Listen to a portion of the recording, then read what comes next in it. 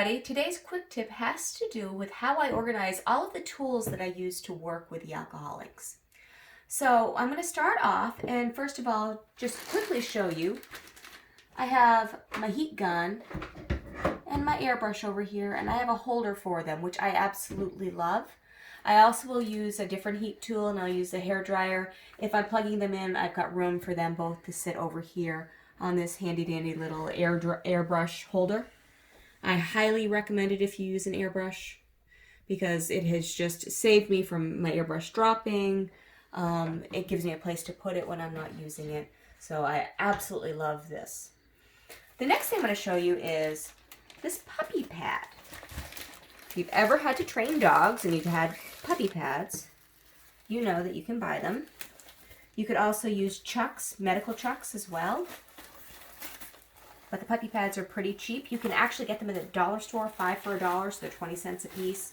I got this box at, I think, Walmart. I can't remember how much they were, but they were not expensive. I love these because, as you can see, I've got one that's fairly well loved and used. As I'm using them, first of all, I can use it to drain off excess ink. I can use it to clean my brush. If it spatters, it goes on the puppy pad and not on my workstation. So I absolutely love using this. It's just very versatile. I don't have to go through paper towel after paper towel after paper towel to clean my brushes off. A lot of times I will take a brush, I'll dip it in alcohol to clean it off, and then I'll simply rub it on the paper to make sure that the excess ink is off of it. And this is handy and dandy, and it's right here for me to use. So the next thing I'm going to do is I'm going to show you how I organize my brushes and the extra tools that I use. First of all, most of the fine work that I do, my fine brushes are all in this. These are all round tip fine brushes I use for extra small details on paintings. And then I have my flat brushes that I use to blend for maybe bigger strokes in this. This is a yogurt jar that I've washed out. These 3 or 4 containers I got at a yard sale for $1 for all 4 of them. You can find glass jars like this also at the dollar store for $1 a piece, but I had a good find where I got all 4 of these for $1. And they say think, focus, create, and breathe.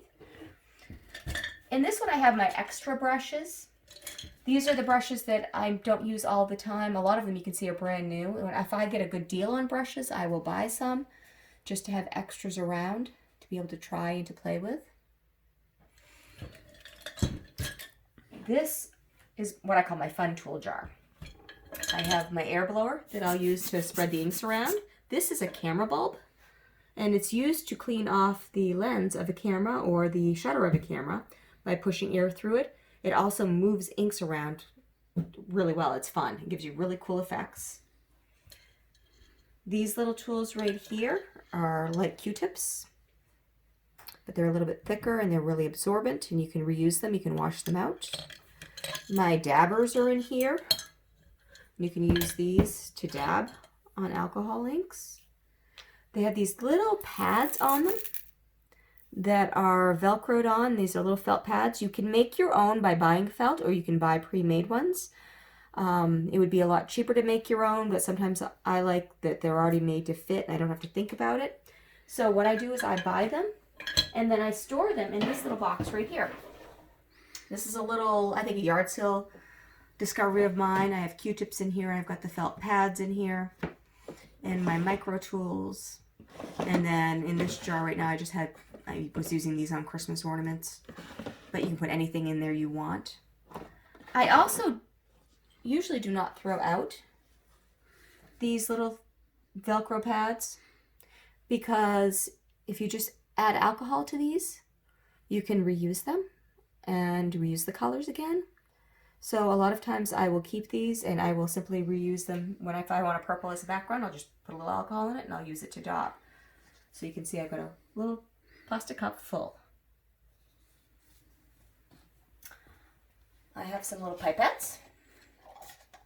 And I have some